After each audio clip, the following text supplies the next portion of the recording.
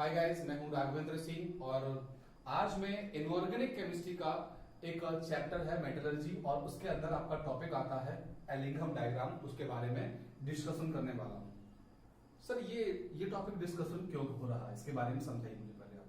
Why we are discussing the Ellingham diagram. तो पहली बात बनती है कि थोड़ा सा कुछ डिस्कशन करते हैं एलिंघम डायग्राम के बारे में। पढ़ने से पहले अगर आप बात करें कि आपको पता है अपने इंडिया में आपका एक डेवलपिंग कंट्री है और डेवलपिंग कंट्री के अंदर क्या है कि आए दिन आपके नए नए कंस्ट्रक्शंस वर्क हो रहे हैं। तो उनमें आपको पता है कि आपका आयरन जैसा मेटल है आपका हर जगह है, चाहे बिल्डिंग कंस्ट्रक्शन हो, चाहे रेलवे हो, चाहे आपका कहीं ना कहीं आपका हर एक जगह हमारे पास आयरन का इस्तेमाल हो रहा है। तो आयरन आपका कहीं ना कहीं अर्थ क्रस्ट में अवेलेबल है तो जस्ट हमें कहीं ना कहीं उस आयरन का एक जो फॉर्म है, ऑक्साइड फॉर्म है या कोई भी आपका और फॉर्म नेचर में अवेलेबल है, तो उस फॉर्म से हमें प्योर आयरन को एक्सट्रैक्ट करना होता है।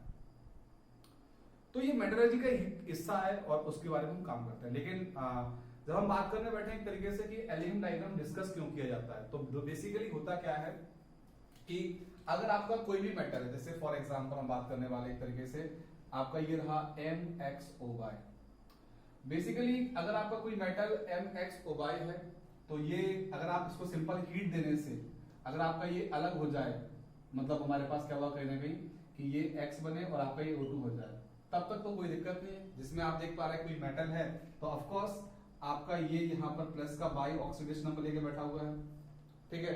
यानी कि प्लस के बाई से केवल हमको ये मालूम पड़ रहा है यहाँ पर पॉजिटिव ऑक्सीडेशन नंबर है जो कि आपका रिड्यूस होकर जीरो में कन्वर्ट हुआ है। मतलब हम ये चाहते हैं मेटलर्जी के अंदर एक स्टेप बाय थोड़ा सा डिस्कशन करते हैं। जैसे कि फर्स्ट स्टेप क्या होता है कि आपका कोई भी ओर है उसको पाउडर फॉर्म में कन्वर्ट करना होता है। तो जैसे अपन बोलते हैं कि कन्वर्जन आपका इन पाउडर फॉर्म, ठीक है। दूसरा स्टेप बनता है प्रिपरेशन ऑफ कॉन्सेंट्रेटेड ओर। तो दोस्तों उसमें क्या होता है कि आपका वैरायटी ऑफ ओर्स के अकॉर्डिंग आप उस प्रोसेस को यूटिलाइज करने वाले हैं। यानी कि उसमें होता क्या है, what do you mean by the preparation of concentrated ore. तो मेरा मानना है कि it means it's a process in which removal of earthy siliceous impurity particles. यहां बात करें कि आपका जो भी सिलिशियस इंप्योरिटीज हैं, सिलिका टाइप की इंप्योरिटीज हैं, these are removed by the preparation of concentrated ore process. अब दोस्तों तो यहां बात करने वाले पहला स्टेप क्या हुआ कहना कि powder form, it means powder conversion, है ना। दूसरा हम बात करने वाले एक तरीके से क्या, प्रिपरेशन ऑफ कॉन्सेंट्रेटेड ओर, है ना, कॉन्सेंट्रेटेड ओर। अब हम बात करने बैठे तीसरा। दोस्तों हमारे पास तीसरा स्टेप क्या बनता है कि इट मींस एक्सट्रैक्शन ऑफ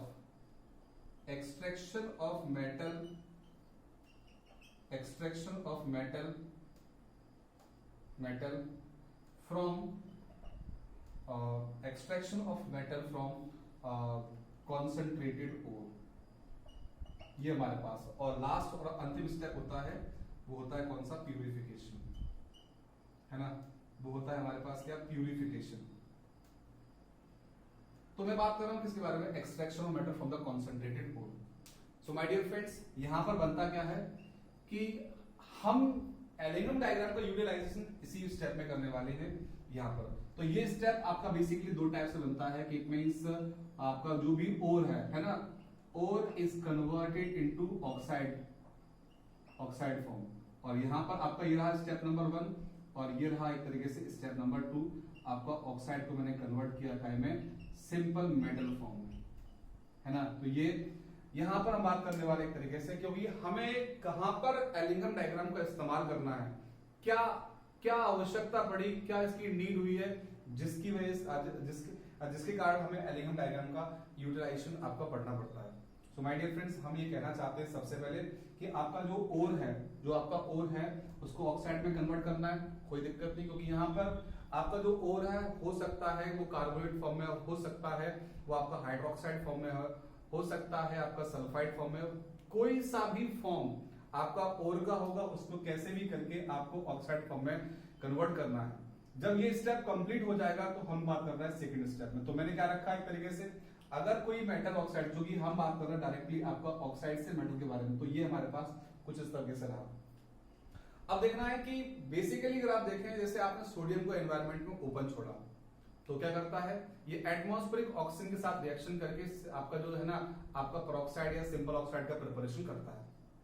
क्यों? क्योंकि इस सोडियम की ऑक्सीजन एफिनिटी बहुत ज्यादा होती है। अब देखना सही मायने में sir what do you mean by the oxygen affinity, इसका मतलब बनता है कि उस मेटल की ऑक्सीजन के प्रति चाहत के बारे में बात कर रहा है। अगर किसी की चाहत बहुत स्ट्रांग है, किसी की एफिनिटी बहुत स्ट्रांग है, तो क्या वो अपने से ऑक्सीजन को अलग होने देगा? बताइए मुझे। तो दोस्तों आंसर है नहीं, वो अपने से उस ऑक्सीजन को अलग नहीं होने देगा। तो ऐसे में क्या होगा कि उन दोनों को बिछड़ना तो है ही एक तरीके से, है ना, उन दोनों को मुझे अलग तो करना ही है।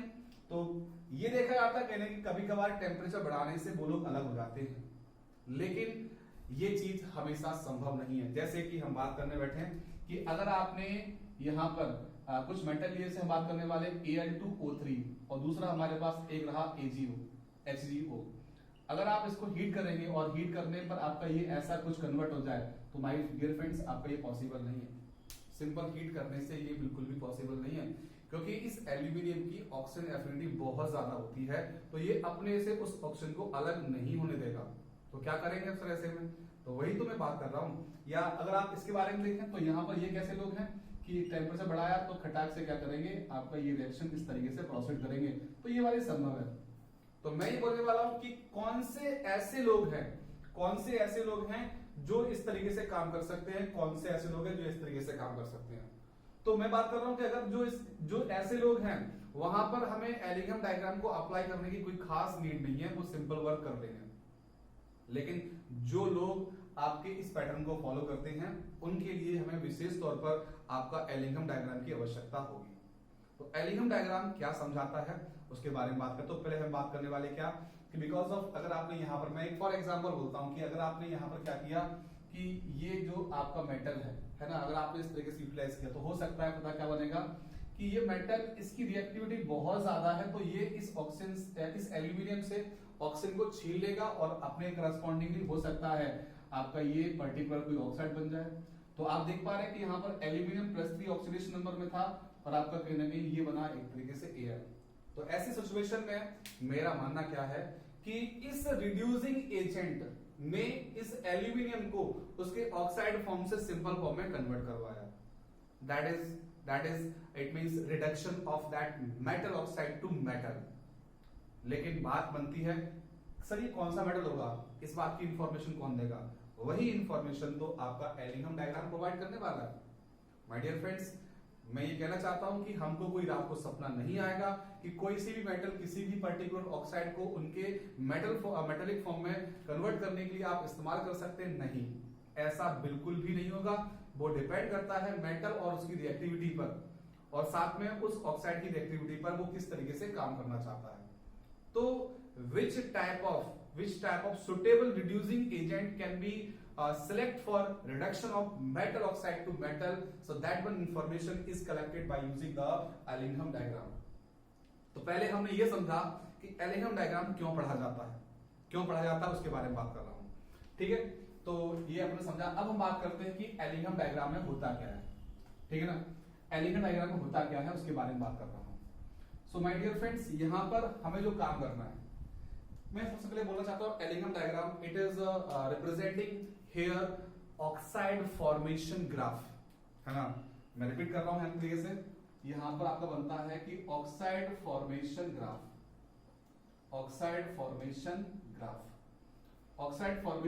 को रिप्रेजेंट कर रहा है, और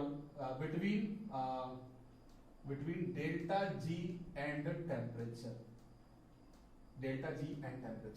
ये मैंने पॉइंट आपके सामने रखा। यहां पर एलिगम डायग्राम जो है डेल्टा जी और टेम्परेचर के बीच में बनाया जाता है, और ऐसे सिचुएशन में आपसे एक ही रिक्वेस्ट है कि यहां पर ये ऑक्साइड फॉर्मेशन को रिप्रेजेंट कर रहा है, जिसके अंदर डेल्टा जी और टेम्परेचर के बीच में ग्राफ को ड्रॉ किया गया।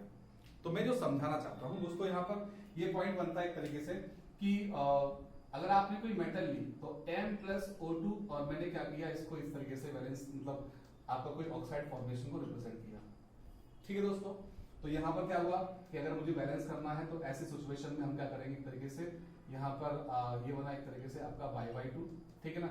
तो यहाँ पर आपका क्या दिखाया, कहने की ऑक्साइड फॉर्मेशन को रिप्रेजेंट किया गया। अब कुछ बातें मुझे समझानी पड़ेगी। तो सबसे बड़ा इंपॉर्टेंट टास्क बनता है एक तरीके से क्या, ये जो रिएक्शन है, जैसे हमने बात करना एक तरीके से क्या कि यहां पर डेल्टा जी है और यहां पर कहने टेम्परेचर है। तो पहले तो हम ग्राफ के पैटर्न को समझते हैं कि ग्राफ का पैटर्न बनेगा कैसे, ग्राफ का पैटर्न कैसे बनना चाहिए। तो मैं ये कहना चाहता हूं कि आपका ये MX/2O2 और आपका ये ऑक्साइड फॉर्मेशन। अब जैसे कि आपको एक लॉजिक समझाना चाहता हूं, अगर कोई मेटल बहुत ही रिएक्टिव है तो उसको आप ओपन में खुला रखेंगे तो वो आपका नेचर में आपको पता है तकरीबन 78% आपका नाइट्रोजन है और आपका O2 बनता है 28%।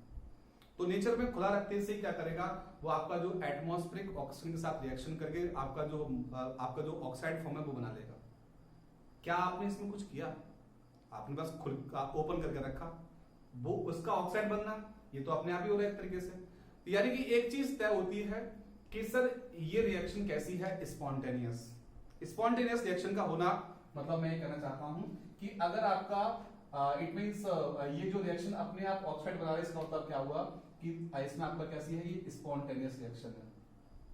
तो दोस्तों एक चीज हमें समझ में आती है, स्पॉन्टेनियस रिएक्शन है तो इसके लिए डेल्टा जी क्या होगा, हर हाल में नेगेटिव जाएगा। डेल्टा जी हर हाल में नेगेटिव जाएगा, ठीक है ना। तो डेल्टा जी का रिजल्ट निकल चुका है एक तरीके से, क्या रिजल्ट ये निकल चुका है कि डेल्टा जी का नेगेटिव होना कंपलसरी है। सो माय डियर फ्रेंड्स, अगर आपका डेल्टा जी नेगेटिव है तो ऐसी सिचुएशन में हमको यहाँ पर कुछ पॉइंट आपके सामने रखने पड़ेंगे कि इसके बारे में और स्टडी करते हैं। तो और स्टडी करने गए तो मैंने ये देखा कि यहाँ पर सर डेल्टा एच, और जैसा कि आप देख पा रहे हैं कि कहीं ना कहीं ये जो रिएक्शन है इट्स सीम्स कि ऐसा लग रहा है सर इसमें आपका जो मेटल है उसका कंबशन हो रहा है। आपको पता है साफ साफ दुनिया में कोई भी कंबशन उठाइए आप, तो कोई भी कंबशन उठाइए वो आपका कहीं ना कहीं एक्सोथर्मिक होने वाला है। तो यानी कि इससे एक बात और हमारे पास निकल के आती है कि ये जो डेल्टा एच है ये भी आपका नेगेटिव होगा। ठीक है सर, अच्छी बात है, आगे बढ़े। तो हमने देखा एक तरीके से कि हमें यहाँ पर ये तय करना है एक तरीके से कि डेल्टा एच नेगेटिव मालूम पड़ा और डेल्टा जी नेगेटिव मालूम पड़ा। तो अब देखें, बेसिकली हमने देखा ये हमारे पास सॉलिड था और आपका ये रहा गैस, और आपका ये क्या बनने वाला है, ये ऑक्साइड फॉर्म रहा, तो यहाँ पर आपका ये भी सॉलिड जाएगा। ठीक है सर, अच्छी बात है। तो क्यों ना एक काम करें, ग्राफ को ड्रॉ करना है तो ग्राफ ड्रॉ करने के लिए कोई ना कोई इक्वेशन तो होगी ना, क्योंकि बिना इक्वेशन के ग्राफ ड्रॉ नहीं किया जा सकता है। My dear friends, it's a very very important task. तो first of all we know that it means Gibbs Helmholtz equations. तो गिब्स-हेल्महोल्ट्ज इक्वेशन का सीधा बनता है ये रहा एक तरीके से delta G is equal to delta H T into delta S. ये हमारे पास क्या रहा, कहीं ना कहीं गिब्स-हेल्महोल्ट्ज इक्वेशन है, और इसके करस्पॉन्डिंग हमें क्या करना पड़ेगा, काम करना पड़ेगा। ये हमने आपके सामने रखी।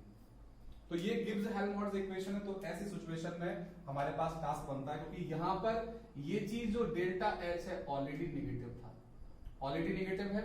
और यहाँ पर हम बात करने वाले हैं यहाँ पर चूंकि डेल्टा एच क्या रिप्रेजेंट कर रहा है, एंट्रोपी को। क्योंकि अगर आप देखें तो यहाँ पर क्या सॉलिड, और आपका ये रहा हमारे पास गैस, और आपका ये रहा सॉलिड। तो यहाँ पर आपको देखने में साफ साफ पता चलता है कि आपका जो डेल्टा एस है वो कहीं ना कहीं कैसा होने वाला है, नेगेटिव होगा। क्यों? क्योंकि आपका यहाँ पर एक सॉलिड एक गैस है और यहाँ पर कंप्लीटली सॉलिड बनना है, तो एंट्रोपी 100% आपकी रिड्यूस हो रही है। तो यहाँ पर पॉइंट क्या बना, the entropy it will be decreases. तो ये मालूम पड़ा एक तरीके से कि यहाँ पर ये जो आपका डेल्टा एस है, ये डेल्टा एस कैसा आएगा, नेगेटिव आएगा। डेल्टा एस नेगेटिव आना है, लेकिन हम ये कहना चाहते हैं कि आपका ये कंप्लीट फॉर्म क्या बनेगा, तो कंप्लीट फॉर्म तो कहने की कैसा आएगा, पॉजिटिव आएगा। क्योंकि ये नेगेटिव आएगा तो बाहर बैठा को नेगेटिव उसको कहने की पॉजिटिव में कन्वर्ट करेगा। तो ऐसे में हम चाहते हैं कि इसको एक प्रॉपर वे में अरेंज किया जाए, क्योंकि हमें ग्राफ ड्रॉ करना है। तो ये हमारे पास बनता है माइनस का टी इंटू डेल्टा एस, तो ये हमारे पास प्लस डेल्टा एच। तो ऐसे में हुआ क्या, हुआ एक तरीके से कि ये हमारे पास ये ग्राफ है, और जिसके अंदर ये वाली पूरी जो क्वांटिटी, ये पूरी जो क्वांटिटी है ये हमारे पास कैसे आ रही है, पॉजिटिव आ रही है, और आपका ये क्वांटिटी आपको ऊपर से मालूम पड़ रहा है नेगेटिव आ रही है। तो ऐसे में क्या देखने को मालूम पड़ा सर आपको, मतलब मैं ये कहना चाहता हूँ आप लोगों को क्या पता है कि आपका y is equal to mx plus c, इसके बारे में पूरी इंफॉर्मेशन आपके साथ आपको कहने की पता होती है। तो हमने क्या लिखा, ये लिखा y is equal to mx plus का c, है ना। जहां पर m जो है वो हमारे पास क्या बनने वाला है, एक तरीके से यहाँ पर m जो है आपका डेल्टा s बनेगा, m जो है डेल्टा s बनेगा। क्योंकि अगर आप देखें कि यहाँ पर जो m है वो क्या आ रहा है, एक तरीके से सर ये M जो है पॉजिटिव आ रहा है, ठीक है ना, और आपका ये जो है कहीं ना कहीं C कैसा है, निगेटिव है, C यानी कि डेल्टा S ये कहीं ना कहीं निगेटिव आ रहा है। तो ग्राफ का पैटर्न सेट हो जाता है। वो कैसा बनता है, एक तरीके से द ग्राफ का जो पैटर्न है वो हमारे पास क्या बनना चाहिए, एक तरीके से the pattern it should be, एक तरीके से हमारे पास क्या होगा, ये जो ग्राफ का पैटर्न है वो कुछ इस तरीके से चलना चाहिए। That is the main pattern of graph. तो ये कहीं ना कहीं किसको फॉलो करेगा, इसको, जहां पर ये क्या बनेगा डेल्टा जी और आपका ये रहा टी। अरे सर ग्राफ वहां बनाना चाहिए था, आपने यहाँ क्यों बनाया भाई? क्योंकि हम चाहते हैं ग्राफ को एक प्रॉपर तरीके से आपको समझा जाए, इसके बारे में बात की जाए। क्योंकि ये डिसाइड तो पहले हो चुका था कि डेल्टा जी का निगेटिव आना कंपलसरी है ना। तो डेल्टा जी निगेटिव कब आएगा, तो आपका मतलब जो भी आपके यानी कि जितने भी आपके हाईली रिएक्टिव मेटल्स हैं उनकी ऑक्सीजन एफिनिटी बहुत ज्यादा होने वाली है। यानी कि आपको पता है कि नेचर में आपके अलग अलग मेटल पाए जाते हैं और वो कहीं ना कहीं बहुत ही ऐसे कम मेटल हैं जो आपके खुद के नेटिव फॉर्म में अवेलेबल है। तो उनमें से अगर मैं नाम लेना चाहूं तो प्लेटिनम है, गोल्ड है, सिल्वर है, कॉपर भी मान सकते हैं एक तरीके से। लेकिन फिलहाल ये ऐसे मेटल हैं कि ये नेटिव फॉर्म में पाए जाते हैं। लेकिन इनके अलावा जब मैं आगे काम करने जाऊं तो मैं ये कहना चाहता हूं कि और भी ऐसे मेटल हैं जो आपके नेटिव फॉर्म में मतलब ये बहुत ही कम मेटल हैं जो आपके नेटिव फॉर्म में मिल सकते हैं। बाकी सारे मेटल जो है किसी ना किसी ऑक्साइड फॉर्म में या किसी ना किसी आपके डिफरेंट और फॉर्म में आपके नेचर में मिलने वाले। तो ऐसी सिचुएशन में हुआ क्या कि आपने इसको आगे प्रोसीड किया, तो आगे प्रोसीड करने हम गए तो यहाँ पर क्या हुआ, जो ग्राफ है, तो बेसिकली अगर आप देखें ग्राफ के बारे में, तो मैंने क्या किया कि ग्राफ का जो पैटर्न है ना, ये मैंने कुछ ऐसा मान लिया, ये हमारे पास क्या रहा टेम्परेचर और ये हमारे पास कहने की डेल्टा जी। तो अब ऐसी सिचुएशन बनता क्या है कि आपका यहाँ पर हम काम करें तो यहाँ हम जो बात करने वाले, तो डेल्टा जी जो है वो आपका कुछ ऐसा बनने वाला है। तो मैंने एक एग्जांपल लिया, 3 अलग अलग मेटल रखे मैंने यहाँ पर आपका एक तरीके से, यहाँ हम बात करने वाले हैं ए बी और आपका सी। तो 3 कौन कौन से मेटल है, एक आपका हाईली रिएक्टिव मेटल है और दूसरा आपका कहीं ना कहीं मॉडरेट एक्टिव मेटल है और आपका एक है लीस्ट एक्टिव मेटल। तो आपको साफ साफ पता है कि हाईली रिएक्टिव मेटल के लिए आपका डेल्टा जी का जो वैल्यू है बहुत ही ज्यादा नेगेटिव होने वाला है। अगर आपका डेल्टा जी का जो वैल्यू है अगर आपका नेगेटिव ज्यादा होगा तो ऐसे सिचुएशन में ये जो मेटल है ए कौन सा होने वाला है हमारे पास, आपका कहीं ना कहीं हाईली एक्टिव मेटल, ये हमारे पास क्या बनेगा हाईली एक्टिव मेटल।